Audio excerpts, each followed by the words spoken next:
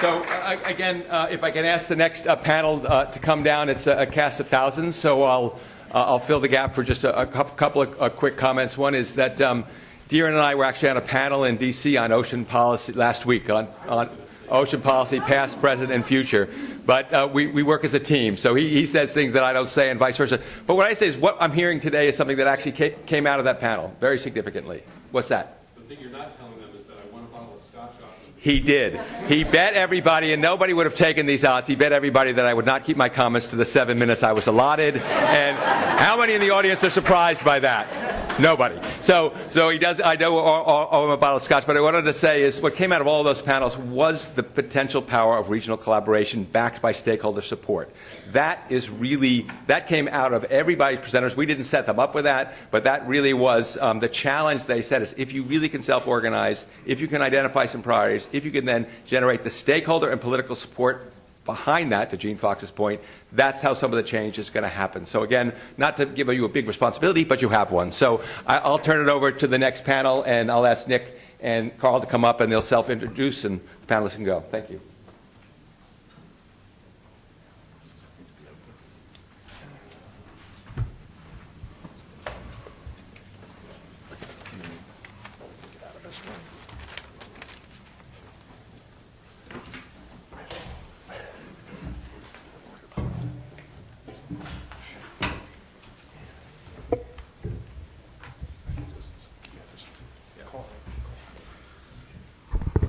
All right, thanks for the extra time. Can you hear me okay?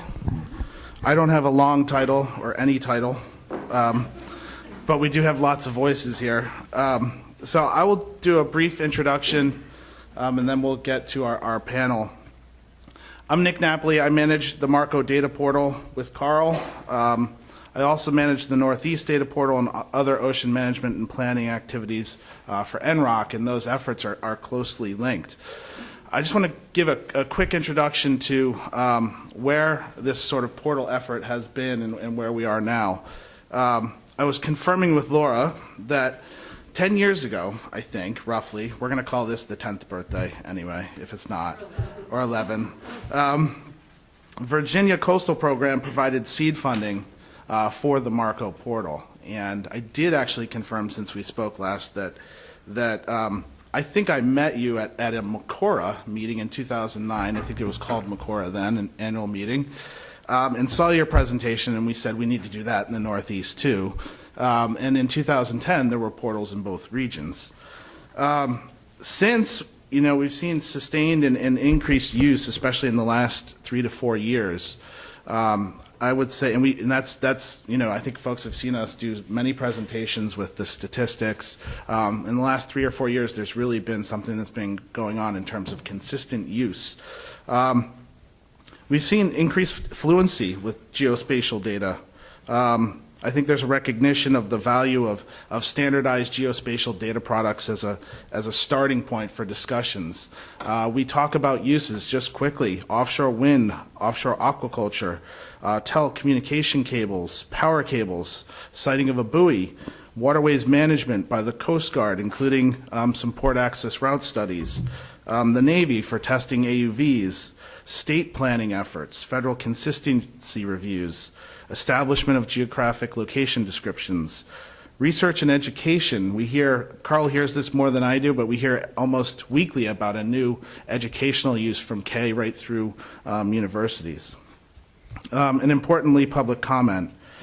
And maybe just to set up these folks and to build off the data priorities discussion, I want to talk about some of these data sets a little bit. VMS, if I said that 10 years ago, nobody really knew what that meant. I think probably 75% of you already know what I'm talking about. We were in DC last week, and there were Hill staff asking us about vessel monitoring system data. So that increased fluency, it was a new data set then. We created a first set of maps that were reviewed by hundreds of fishermen and regulators and continue to be reviewed and improved. The methodology continues to be improved, and we continue to learn about the appropriate use and limitations of those data sets. Communities at Sea in 2009 was a relatively obscure research paper, and now we have data sets in the Marco portal that clearly show where different communities are fishing. And it's a powerful tool for the states and for stakeholder engagement. AIS, at the time, was a relatively new data set that had not really been summarized for planning purposes. I think in the Northeast, we first used actual downloaded data from radar sites, then got some data from the Coast Guard, and then eventually evolved to where we were working more collaboratively to create data on a nationwide basis. There's a methodology for transit counts that's been developed in the last few years.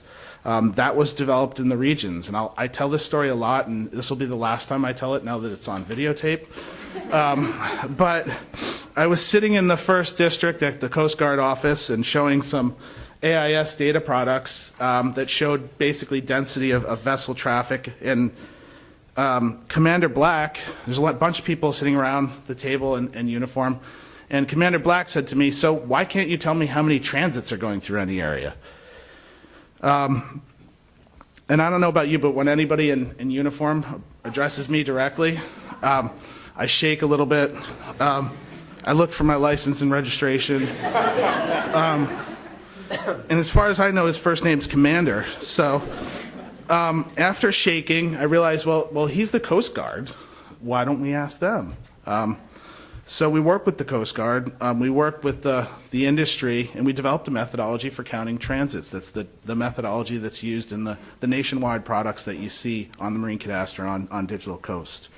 The pilot said, well, that's great, annual products, how about monthly? Economy changes, there's different kinds of shipments. If you really want to know what's going on offshore, you should look at monthly or seasonal data. So we worked with them to develop the right vessel classes and monthly data. Last, marine life data. If you go to the Marine Cadastre or the Digital Coast website, you see a whole bunch of data sets attributed to the Marine Life Data Analysis Team. That's a made-up name. That's essentially Duke and NOAA that was working with the Northeast and the Mid-Atlantic to develop marine life data products. And that was a unique partnership in that it built on federal funding from the Navy for marine mammal modeling and from BOEM for bird modeling to develop a series of products where you can go there now, pick your species, pick your season, and see what the predicted abundance is. So it was a regional approach effort that created added value to those federal modeling projects. So just building on what Darren said, it's clear, that in the region is where the need and expertise resides to create some of these solutions and to test some of these things. And I think we tried to set up a panel today of users to describe how they're using the portal, what their priorities are, and what those improvements are that could be made so that this continues to get better. And now after 10 years, there's an executive order that it looks like initial activities are focusing on making federal data available. There's congressional support for this in FY19. There's Hill staff that are asking questions about VMS data, which I never thought would happen. And we have hundreds of stories of how the data have been used and can get better.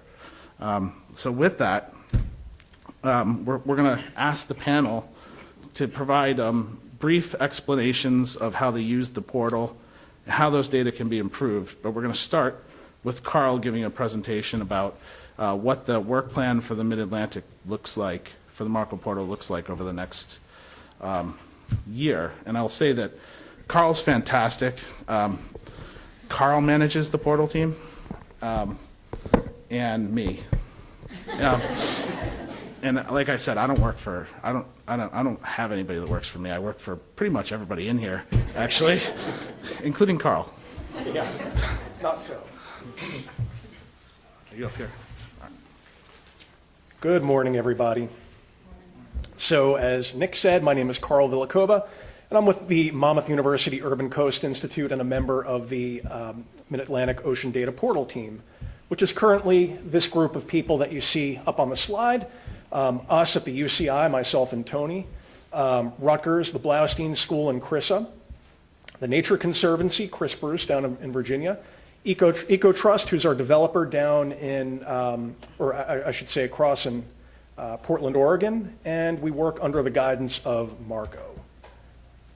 So some of you Portal super fans out there might have noticed something interesting yesterday, which was that we debuted finally our slider and animation tool, which we've been working on for a long time. And it's going to be a very big part of our work in 2019.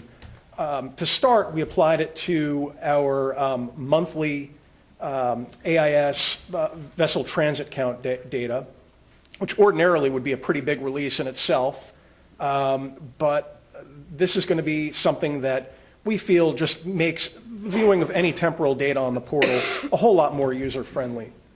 And in the year ahead, we'll apply it to some of our marine life data, oceanography, commercial fishing data, and it's going to be really good, and I think very revealing when you view it that way. So as you can see up there, it basically is a couple of toggles that you see. In the case of the AIS, you can manually go through the months and slide it back and forth, and same thing with the second bar, which shows vessel types. With the other different data sets, it'll be different and may have fewer or more toggles like that. And then there's the play button, which you just click and it'll automatically cycle through all of the data, all the maps that you see. So this is just kind of an approximation of it using PowerPoint. It'll look something like this. And as you see, we're starting with the winter months, going into the spring, and it kind of pulses forward. You get a lot of traffic in the summertime, and it starts to cool down in the late fall and early winter months. This is a very small sample of all of the different things that we're going to be working on in the year ahead.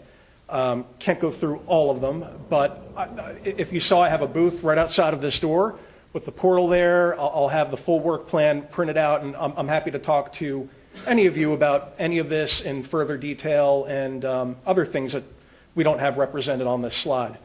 But for fishing, one of the most popular data sets on the portal for a long time has been our recreational fishing layer, which is charter and party boat. That is old data, kind of presented with an old style cartography and the kind of clunky block type of formations. We're going to be actually rolling out about 20 years worth of party and charter boat data in the same communities at sea style that we've done with all of the other commercial fishing data. Maritime, we're already laying the ground for the 2018 AIS, and just like the monthly slides that you saw just before, we're going to make that a part of the rollout every time that we put a new year of AIS out. Marine life, there will be updates to that MDAT data, including basically a replacement of the fish data. One of the weaknesses of the species data that we have right now is that it only has fall. This will have spring too. We are also working on some pretty cool new products that the slider will be a part of for shifting fish species. So you can see how things have changed over the decades, going back to, I think, the 60s or 70s. Oceanography, we are working with Maricus, actually, to figure out some cool new products that we can do, applying their real-time data into longer-term products that we can have on the portal and assist with ocean planning. Great new bathymetry updates on the way, too. Socioeconomic, some of you might be familiar with Marco's resilience study that they came out for the Mid-Atlantic last year. There are a whole lot of map products available in that we're going to convert some of them that make sense into the portal. I have a copy of that on the table out there if you want to take a look at it yourself, and we'll talk about some of the things that we're looking at the moment. Wind is always a priority. We will update that throughout the year as data becomes available. Certainly we think that we play an important role in keeping the public up to date on everything that's coming out with that. And finally, on the tools front, we've been asked for a long time from people to just have a simple line drawing tool that can measure distances between points. That's going to be coming out soon, probably in the spring. A whole lot of upgrades to our bookmark capabilities, for example, to allow people to save maps that are created with external data that you import with that tool, and a whole lot more. So definitely come see me outside at the portal booth, and happy to talk in further detail or take your questions. Danielle? I think you can actually stay seated. It's up to you. It's up to you. Without the clicker, though. She could just make, I'll be the clicker. Okay. Or whatever you'd like. There you go. You got it. All right. So we're going to go in alphabetical order, and you knew that, so that's good. So this is Danielle Brown with Gotham Well. You have the clicker? Oh, do you have a laser pointer? No. All right. No worries. No worries. We'll work with it. All right, so hi, my name is Danielle Brown, and I'm presenting to you today on the potential encounters between humpback whales and vessels in the northwestern New York Bight. I'm currently a PhD student at Rutgers University, but this research was completed for my master's at George Mason University. The northwestern New York Bight is a subset of the Mid-Atlantic Bight, located between the southern shore of Long Island and eastern New Jersey. This area, as we all know, is well known for the borough of Manhattan, and also for the port of New York and New Jersey, which is the busiest port on the east coast of the United States. Our study ranged from Breezy Point in Queens, New York, east to Fire Island, and south to the Manasquan Inlet, and occasionally included the New York, New Jersey harbor estuary. The map on the right shows the vessel approaches to the Port of New York and New Jersey. You can see there are 3 major shipping lanes that lead to what's known as the precautionary area.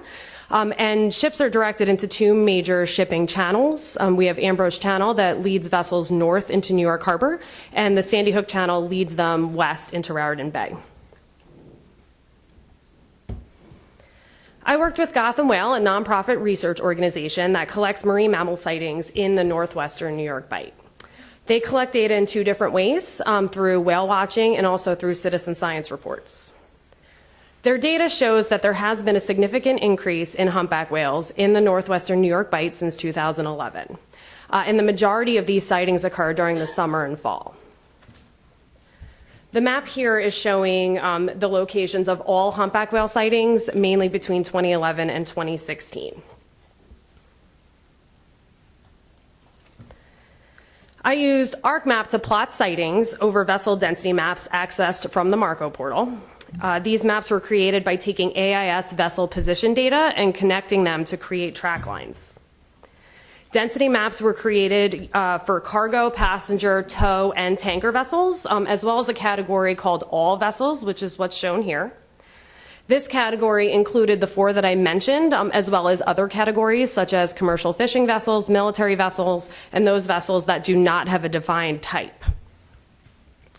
So I plotted my sightings in relation to the all vessels map, the cargo vessels map, the tow vessels map, tanker vessels, and also passenger vessels. So by doing this, I was able to extract the number of sightings that fell within a vessel track. And what I found was that 98% of our sightings fell into the track of at least 1 vessel. The highest number of sightings fell into the track of a tow vessel, followed by tanker and passenger, and then cargo. I was also able to determine where the areas of overlap were located.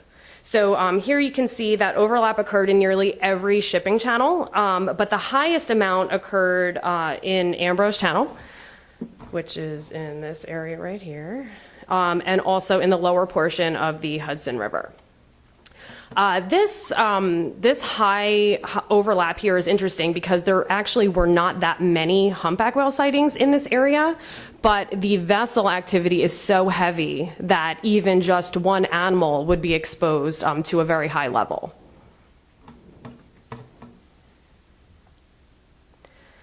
So it's clear that humpback whales are being sighted in and around major shipping channels in the northwestern New York Bight. In other areas with high numbers of whales, shipping lanes were relocated to lower the risk of vessel collision. In our area, this is unlikely due to the location and the bathymetry. As you can see, there's really nowhere for these shipping lanes to be moved. Other management options need to be considered. For example, speed has shown to be a major factor in whether a collision results in whale mortality. There is a 50% chance of mortality in a collision if a vessel is moving at 11.6 knots. And this is why there is actually a seasonal management area from November through April in the northwestern New York Bight where vessels are required to move at 10 knots or less. However, there are currently no vessel speed restrictions in place to protect humpback whales from May through October when their sightings are highest. Speed restrictions are an important consideration because at this point, vessel operators are not accustomed to encountering whales in this area. We need to consider what will happen if this increase in sightings continues. Since 2011, there has already been an increase in humpback whale strandings, and we have documented numerous close calls during this study. If vessel operators know in advance that there are whales in the area and they take it slow, we may be able to prevent future mortalities. However, as you can imagine, instituting an additional 6-month speed restriction is a long and difficult process. But what if we can predict more specific timing and locations of when and where humpback whales will be in and around the shipping channels? One thing that I will be looking at Rutgers is the relationship between humpback whales and their prey. We have visually documented them feeding on Atlantic menhaden, Exhibit A right here. But we will be using different techniques such as stable isotope analysis to compare to other potential prey species.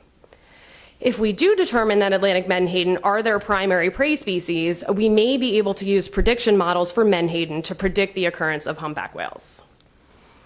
Ultimately, these predictions can be used as a management tool. Based on this, some of our interests include data on the abundance and distribution of prey species more inshore. Currently, many of the surveys take place farther offshore than where our humpback whale sightings are located. So the consistent occurrence of humpback whales in the northwestern New York Bight is a relatively new and recent phenomenon. The results from this study exemplify the need for further research on large whales, especially with regards to where the shipping lanes converge. And I would just like to express the importance of having more fine-scale data, especially in an area with high vessel activity, both commercial and recreational. That's it. Thank you. I don't know where thank you slide.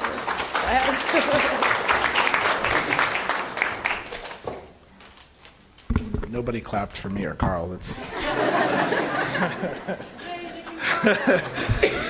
I get it.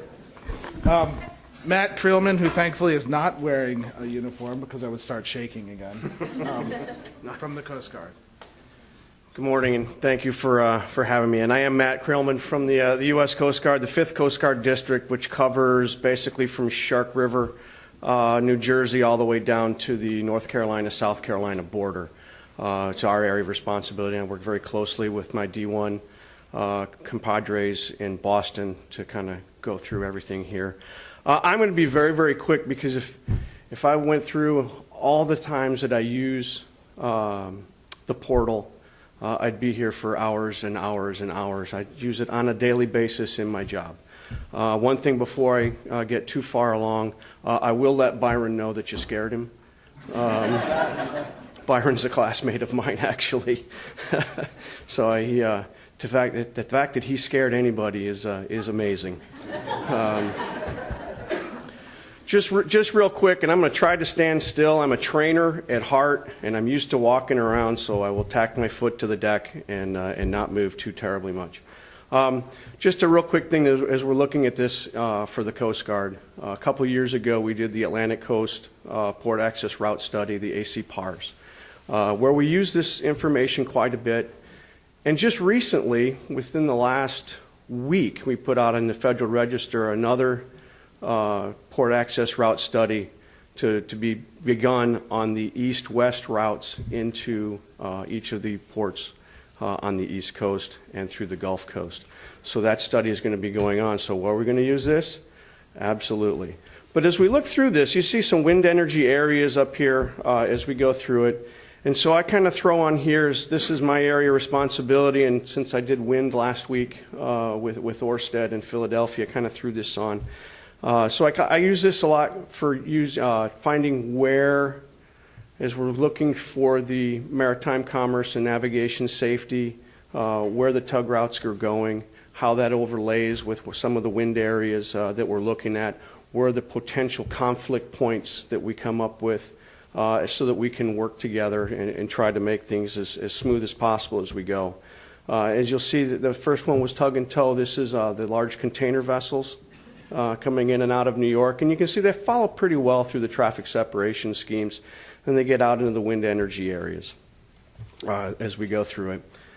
The last thing I have on here is kind of looking at that data and looking at one of our proposals for converting that AC PARS data into fairways, which is something that we're looking at now to do for the entire East Coast. This is just one little snapshot, how it overlays with this and where we go in the future. We'll be utilizing this data quite extensively. And that's really all I had, just kind of real quick. Thanks. Okay, it's fun playing Tony for like a half hour, and only a half hour. Next up is Stephen Drew with Sea Risk Solutions.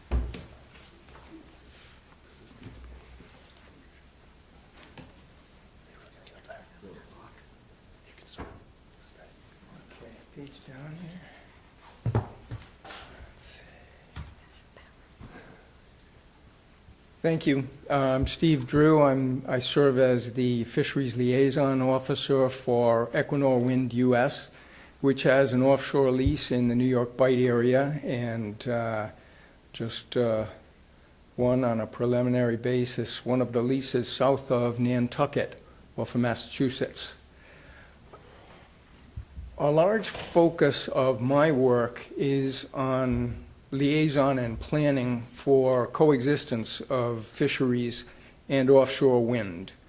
I find the Marco data portal to be a uniquely comprehensive and valuable tool in my planning. A lot of people involved in this issue are agreed that decisions should be made based on science and evidence, and Marco is a great source for that. This, as an example, months ago I was asked to look at some new lease areas off Massachusetts for fishing issues. So one of my first go-to sources is the data portal, and this is just a snapshot of 2014 squid trawling with VMS data and these particular lease areas that were in question. A couple of things emerge quickly here. Fishing is more intensive to the north and west and the slope edge, but there is squid trawling in that area, and that's one of the takeaways that I look at to try to figure out what this is about. Looking at as broad a range of data over a time period as I can access, this is just a snapshot from 2015, 2016, in the same general area. The same kinds of trends emerge that make it clear that we need a closer look and more examination of this particular issue. In terms of improvements to the Marco system, I think a couple of the suggestions are obvious, and they're already being worked on just to get maximum precision, and time series, extensive time series, are also very helpful. Another area where we use this is the lease which Equinor won in 2017 in the New York Bight area. And I think it shows up pretty well on this, on the screen, but let's see, I'll draw my favorite technical term for this area is the pizza slice. Between the shipping lanes entering the city. And when we looked again at an important fishery there, the trawl fishery, squid trawling, the data portal indicates that during years of squid abundance in this area, there's a lot of trawling in the northwest part. It's slightly shallower. The water depth here ranges from 60 to 65 feet out to about 130 feet. And it's the northwest section that is generally of greater interest for the squid trawl fishery in particular, depending on the year. And we also, in terms of trying to get fine-scale data, it's interesting to see that the scallop fishery is a little bit different in this area because it focuses more on the southeast area of the lease where the water is a little bit deeper. Bottom type might be a little different. It may extend to the whole area. It will extend to the whole area at times, but the more concentrated areas are in a little deeper water and toward the southeast end of our lease. This is very important for the technical issues of planning for coexistence. Working on a number of different projects, we've found that coexistence can often hinge on technical aspects like spacing, seabed penetration, footprint of common tows and things like that, where we can get together with the fishermen and say, here is what we need in order to make this happen. What do you need? And the different sides can begin to have a data-based conversation about what is needed for coexistence. Now, as I say, the Marco portal has been a unique and go-to system for us, but with issues as complex and high impact as the ones we're looking at, we try to find and evaluate every source of data that comes to mind. We'll try to look at everything. In consultation with fishermen, we've gotten a number of their plotter tracks. They've handed me a flash drive, and we cranked that up into our GIS, and with their permission to show images like this. It's interesting to see this was from 7 trawlers who focus on squid over a multi-year period, and it corroborates very well what we see on the data portal, that for the squid trawl fishery, that northwest section is important when the squid show up there. Again, looking at as broad a range of sources as we can find, for multiple projects, we have a dedicated AIS system where we can examine individual vessel tracks, and that's very helpful, again, for planning for coexistence. For example, what's the footprint of a scallop dredge? What's the footprint of a trawler? That can inform issues like turbine spacing and things like that to get down to a technical level to support coexistence. So that's the short version, and just thank you for the opportunity, and again, we really appreciate the work that's done by Marco and the value of this information. Thanks, Steve. I'm going to ask the remaining panelists to try and go slightly shorter so that everybody can get in. Tony's sending me signals over here that I'm not doing a very good job of being him. So next up, with more pressure, Kym Grubart. That's perfect, because I was going to make the comment that I only have one slide, so I hope you guys aren't disappointed by just my one slide. As Nick said, my name's Kym Grubart. I'm with Maryland Department of Natural Resources. I'm a coastal planner in our Coastal Zone Management Program. I also sit on the ocean mapping data team for the portal, so I am fortunate that I'm able to see a lot of the data in the development process, which is really fun, and therefore enables me to kind of be a spokesperson within my own agency for how we use it. So we do use the data frequently within our agency. And so I'm showing just one example here. It's my only slide. As many of you know, there have been a variety of state, federal, and regional efforts throughout the years that have worked to collect information to engage the fishing communities about offshore areas that are important to commercial and recreational fishing communities.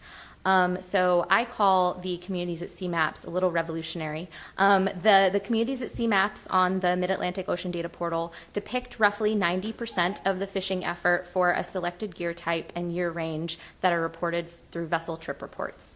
So these maps were created so that users can better understand the places that are most important for specific ports, fisheries, and gear types. The data, as I said, were generated from federal vessel trip reports, VTR, linked to vessel permit information. So these maps are not meant to depict all the fishing activity, but they do really help provide some helpful insight into where a lot of the activity is occurring. So in Maryland, we only have one principal port for this federal VTR data, and that's Ocean City, Maryland. So fortunately, that enables us to look at data only from Ocean City fishing community. So using the search function within the data portal, I can select a year range and type in Ocean City, and up pops for those specific gear types the label for Ocean City, and then I can draw that onto the map. So when we do that for each gear type, we get this map that shows the polygons that depict roughly 90% of the fishing effort out of Ocean City, Maryland, as reported by those vessel trip reports for those specific time periods. So it's clear by this map that vessels that identify Ocean City as their principal port do not only fish offshore Maryland, they do traverse the entire region. So this is useful for us in communicating the regional significance of the Ocean City fishing community, and suggests that activities that happen in one area may have a ripple effect that are felt by the Maryland fishing community. The added ability to depict the data by gear type is useful because different gear types might have different relationships with different offshore activities. So in Maryland, we're continuing to use this communities at sea data to frame discussions about the economic importance of our offshore fisheries. And two of those messages that we try to drive home with these maps are, as I said, the Ocean City fishing community it traverses the entire Mid-Atlantic region. And important fishing areas for the Ocean City fishing community really depends on target species and the gear type. So I'll leave it at that. Thank you. Thanks, Kym. Another state perspective, Kevin Hassel from New Jersey. Hello everyone. Like Nick said, I'm Kevin Hassel from New Jersey's Department of Environmental Protection. It's the Office of Coastal Land Use Planning. So basically, we're part of the Coastal Management Program for New Jersey.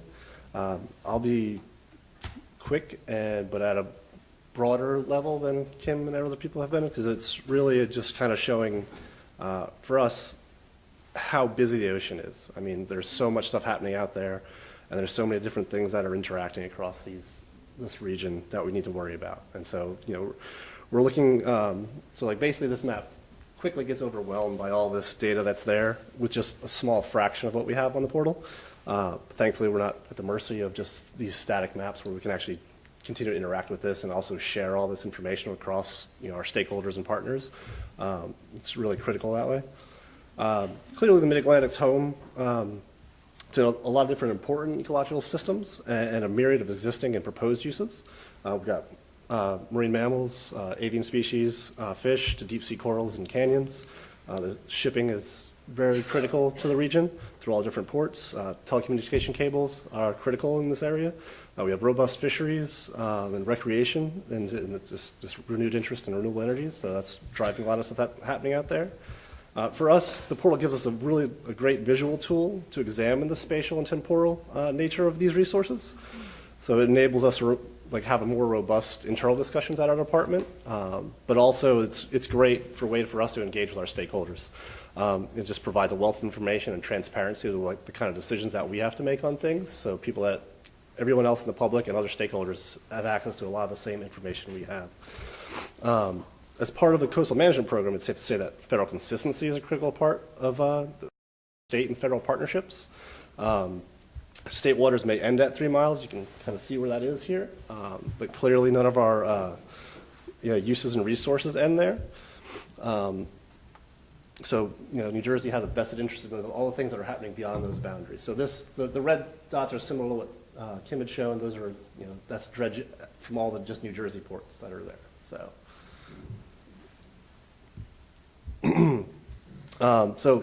With this, it gives us access to this consistent data across the region, but also how that data relates back to, our individual state. We often use the portal to develop comments with other information that we have at the state level to, very specific proposed activities that are happening out in the offshore environment. But, we're also developing a geographic location description based on this information to kind of be a little more proactive in how, we might be looking to regulate any activities that are happening out there, since so many of our resources and uses take place in that environment. This helps us visualize this data to better understand the context of all these individual uses and how they relate to one another, and then better ways to find ways to improve that management of all these different resources we have to deal with. So whether that's just looking at reasonably foreseeable effects on very specific projects, or to just better understanding all these new emerging issues that are happening out there and how they may relate to those existing issues that we have. I think it's just great to have this robust system that provides a huge amount of transparency for both the people at the state and federal level, but also all the stakeholders that are engaged in this room here.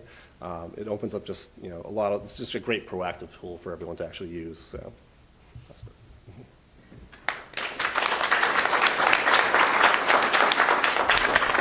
Thanks, Kevin. We have a little bit of a change here, and Annie Hawkins is going to present a fisheries perspective, and you can do it from wherever you want. She doesn't have a slide, I don't think, because I asked her to do this last night, so it's my fault. And so Annie Hawkins from the Responsible Offshore Development Alliance. Thank you, and thanks for the invitation. It's not unusual, I guess, for fishing industry representatives to be crashing the party, so it's a familiar role. So, Nick had asked me last night just to speak very briefly about ways we use the data portal from the fishing industry side. Okay. Is it even turned on? Is it? Okay. About how we use the data portal from the fishing industry side, and I can give a few examples, which is that we really have used it a lot in our approaches. And just to say a little bit about our group, ROTA formed last summer. We're a coalition of fishing industry groups that's working to magnify the voice of fishing concerns and have better representation for fishing industry concerns in new offshore developments that are coming in the Northeast and Mid-Atlantic. We've been focusing a lot on offshore wind compatibility with fisheries, but have been working on other issues as well. So we've really used it as a sort of first sweep to see, who's fishing in an area, answer some basic questions so you can start to identify places to start to hone in on the data and where you would need more information, which, working through the RPB process and the development of the data portal and the ocean plan, it's written in that that's sort of what it was intended for the from the fishing side. So, for example, shortly after we formed ROTA, I had a meet and greet with the developer that's in charge of the lease site off of North Carolina for offshore wind. And my personal experience with the fishing industry is north of that, right? So I can just pull up the data portal and look, and I did, and see, who's really fishing there and who of our members do I need to reach out to start to get more information about that. Another very recent example is that we're hosting next week a workshop with NYSERDA on transit in the New York Bight for fishing vessels. And we did get feedback from some fishing industry members, particularly the clam and scallop industry, that they think that the VMS and AIS data represents them really well, and actually recommended using the data portal to look at where they're transiting, which is great. Of course, we've gotten feedback from other parts of the fishing industry that maybe their data isn't as well represented in the VMS or in the AIS data, and so we know that those are areas where we really need to take a deeper dive. And then I can say some places where we don't use the data portal, right? Which is why I probably don't get invited to these things very often. But, we don't use it as the sort of end-all, be-all for management decisions from the fishing perspective. And we've gotten a lot of feedback from the fishing industry that they don't like to use what's on the data portal simply because of the nature of, this is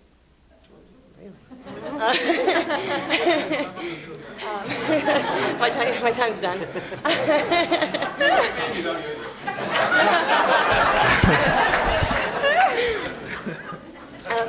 But there's a lot of ways where it's not as effective for predictive behavior, where you might be able to see even for fisheries where it gives a very clear snapshot of what was happening, and even if the fishing industry agrees that the years that are on there are representative of historical effort, you miss a lot of the details.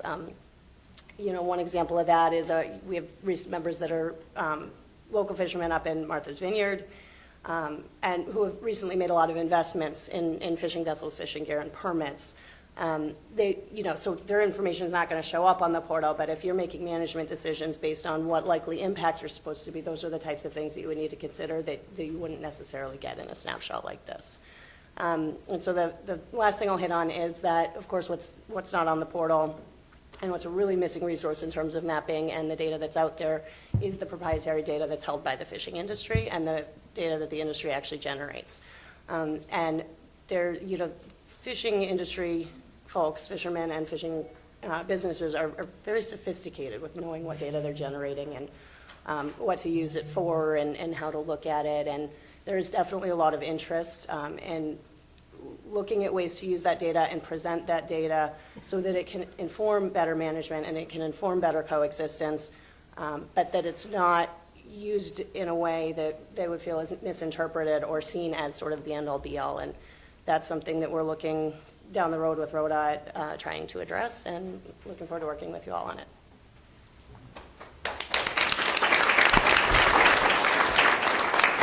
Thank you, Annie. And last is Lindy Hice-Dunton, and if you say anything negative, this microphone will explode next. Yeah. All right, I'll try to talk fast. I know we've had a lot of presentations, so I'm going to cram like 3 years of work into about as many minutes, so I hope you're ready. So my name is Lindy Hice-Dunton. I'm a chief scientist with Ecology and Environment. We're a consulting firm. I'm based out of their Manhattan office, but actually mostly out of my house, which is about 10 minutes away, which is, this meeting's a great location. Thank you, guys. I'm going to talk a little bit about some of the ways we've used the portal practically recently. Like Matt said, I use the portal pretty much almost every day. I'm on there all the time. I'm bugging Nick all the time and Karl all the time about data. We use it for planning, which is some of the things that I'm going to highlight now, some projects we've done, but also things like risk assessments and site assessments and permitting, things like that. So we worked with NYSERDA, the state of New York, on the New York Offshore Wind Master Plan. Ecology and Environment did 11 of the 20 kind of technical studies that supported the master plan for New York. And so I just want to highlight two portions of that where we use a lot of portal data. So one was an environmental sensitivity analysis that was done, and I just want my colleague Hice-Dunton, Katie, if you could just wave, was the lead, technical lead on this. She can explain it way better than I can, so if you have any questions, please go to Katie and not me.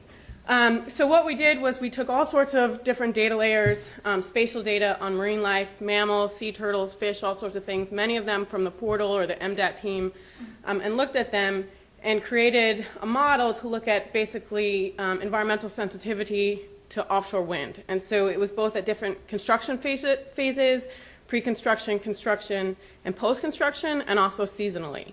And so that was one really cool, sophisticated way that we use some of this portal data and other spatial data in planning decisions. I was a technical lead on the fish and fisheries study for the master plan, and we used every piece of spatial data we could find for that. And so this is just an example of some of the VMS data we pulled. I should note that the master plan was published in the beginning of 2018, so at the time we basically used data that was available up to 2017. So some of the VMS data and things like that have been updated since then. So we relied heavily on VMS data. We looked at things like the communities at sea and the VTR, the human use data synthesis, some of the recreational data that was in there, plus every other spatial data set we could find, things like the Cornell study that was out, the socioeconomic study. We worked to get some of the fishing observer data. So we worked with New York DEC to get data that wasn't available to add to the study as well. And then at the time, my good friend Steve Drew was working for the state as the liaison for the state of New York, and so he also did a lot of outreach with fishermen to get kind of spatial data, getting fishermen to dry on maps, things like that.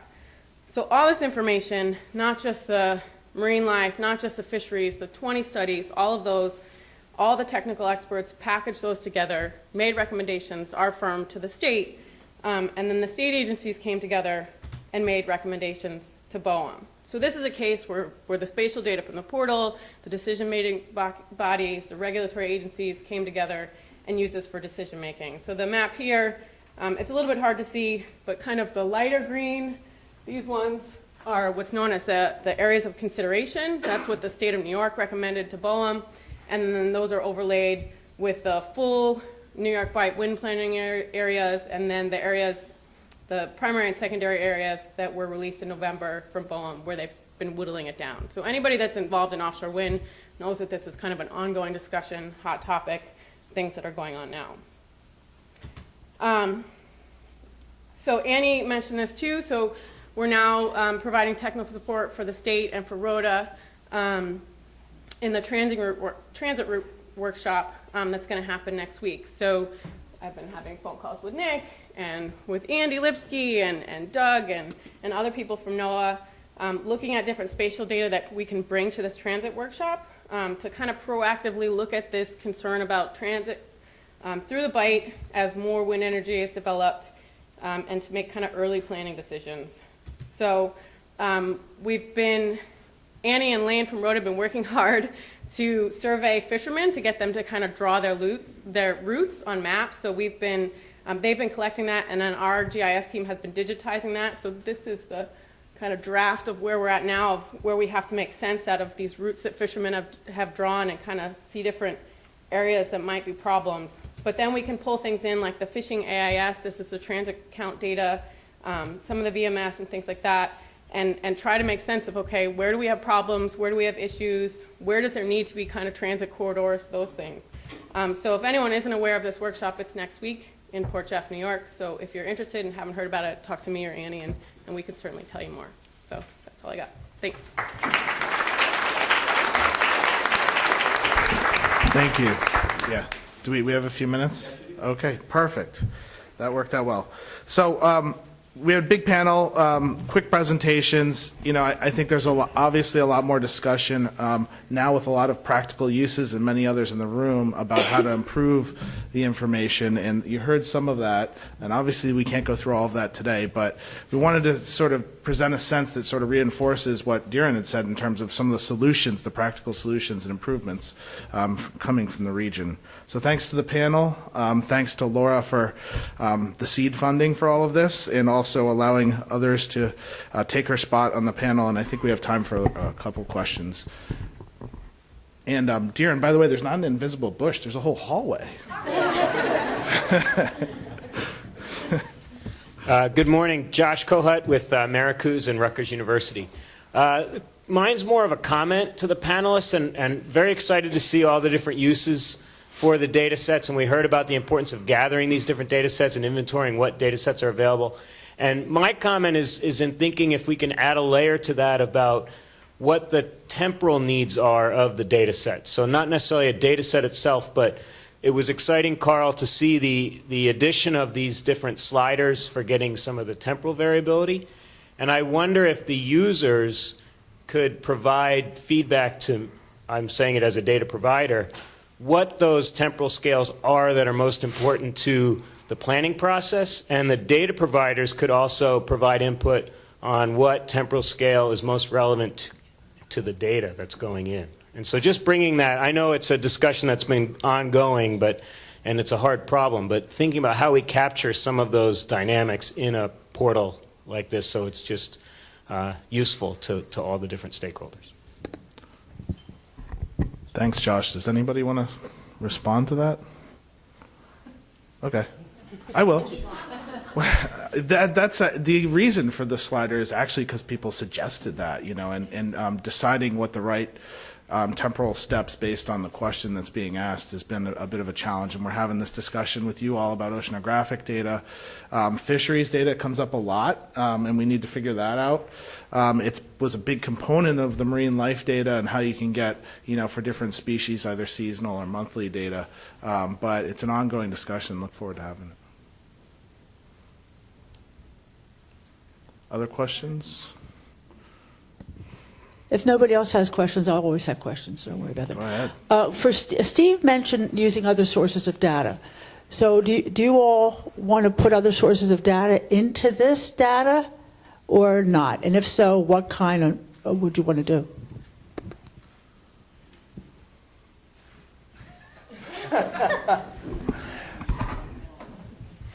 Honestly, I'd want to think about that a little bit because some of the data that you get that's very valuable can be aggregated, but not conveniently and cleanly. And we are very careful to protect the confidentiality of sensitive data. So that's an issue. Sorry, I'm not going to give you a very specific answer on that one. Well, no, I was talking about fishermen's proprietary information as well. We're very careful. If fishermen tell us their fishing spots, we're not generally interested in where one person fishes, but we're interested in where 20 people fish, and that's generally more public, and they're willing to release it. But we're careful with the proprietary information of fishermen. You raise a very good question. I'd want to think about it because really we need to access as much information as we can for these kinds of decisions. I can add to that real quick too. I know that from the state of Maryland, synthesis products are very helpful. And I think that that's a real value add that the portal provides, is offering a lot of synthesis products on either marine life habitats, some of the fishing community information I had presented on. So I think that's a value add that the portal is kind of successfully doing now, and a place that we're looking to continue to build. We use a mix of portal data and kind of some somewhat proprietary or data layers we've created for a client or the state or something like that. So what we do a lot is download layers from the portal into our own kind of password protected sites where we can add things that maybe aren't ready to go public yet. And in the case of the master plan, we built kind of an ArcGIS web mapper for the state that they could go in and kind of turn things on and some of the layers that weren't public yet. And then, so we use kind of a mix sometimes, and a lot of my questions to Nick and Karl are, how do I get this data, and how do we get it into what we're using, and those type of things. Yeah, I would just add that, well, two things. We view ourselves primarily as a public information effort, and whenever possible, we try to make any data that we have available for download, so that if you do have your own software mapping, that you can actually take it and work on it on your own. Two, we have a tool cut off here, but on the top right, you'd normally see it right next to the print icon. If you are a registered portal user, you can actually overlay any data that's published from an outside source, whether that be ocean, land use data, transportation, anything, and kind of bring it in temporarily to the maps, and they work just like any other maps on the portal once you've done that. I think there could be a possibility to get some proprietary data and some willingness to aggregate that in certain ways and put it either to the data portal or at least be able to share that information. But the problem with proprietary data is that it's not only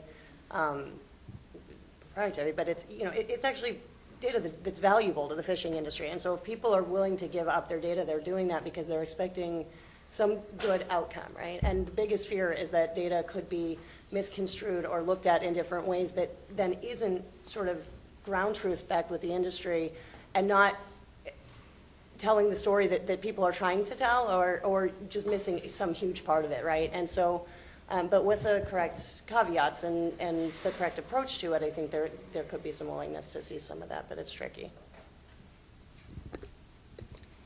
Hey, this is Megan Tremmel. I work on the Marine Cadastre team with NOAA's Office for Coastal Management. And maybe this is a question for Kym and Lindy, and you sort of just got it at. I know that New York State and Maryland have very robust coastal atlas type of products. So wondering how easy it is for you to integrate your state data with data from the regional portals, and if that process has been smooth and easy.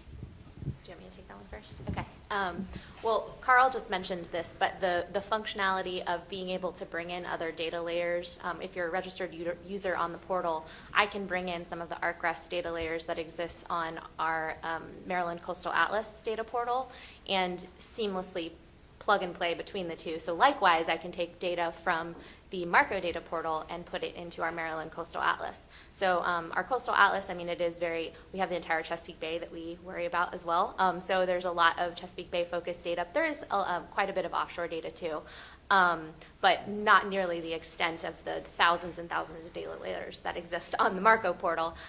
So fortunately with that functionality, which I say really only came online within the last year and a half, 2 years or so, the ability to bring in external data sets, that has really increased the fluidity that we can, share data across the portals. Yeah, I mean, I would say the same thing. I will say that as kind of a data geek, the Marco portal is one of the most user-friendly ones out there. Like, I tend to go there first, and then if I'm looking something like I check the Marine Cadastre, I check the state portals, I check the Northeast portal, and I'm like, oh, if it's on the Marco portal, I'm going to use the Marco portal, because it's just something about the layout and things like that. Like, I think it's just really well organized, and I tend to point to people that. So most of the times I start there and then kind of cross-check with other things, and then, if we're fortunate that we have kind of full-time GIS staff, things like that other folks don't have, that we can then kind of do things different ways. But the fact that you could take the Marco portal and upload layers and things like that makes it that you don't need the technical GIS person necessarily there to be able to do all these things. Need to grab a mic. Thanks for saying that, Lindy, because I wanted to make that point, because I feel like so often people worry that there's duplication of portals, but I feel like they really do nest within each other quite well, and that it's critical that we maintain the multipurpose marine cadastre that NOAA and BOEM are working on, that's the definitive source for the federal data, but then having the regional portals helps us to synthesize that data and make it user-friendly. And then having the state portals, too, lets us, because we can, as Kym was explaining, import data. It gives us that entire geographic scale from national to regional to state that's critical to have that whole structure.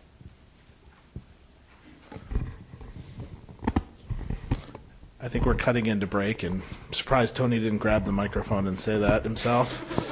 But please, there's a portal kiosk back there. Karl will be there throughout the day. I'll be in and out, and so please come see us. And thanks to all the panelists and for all the questions.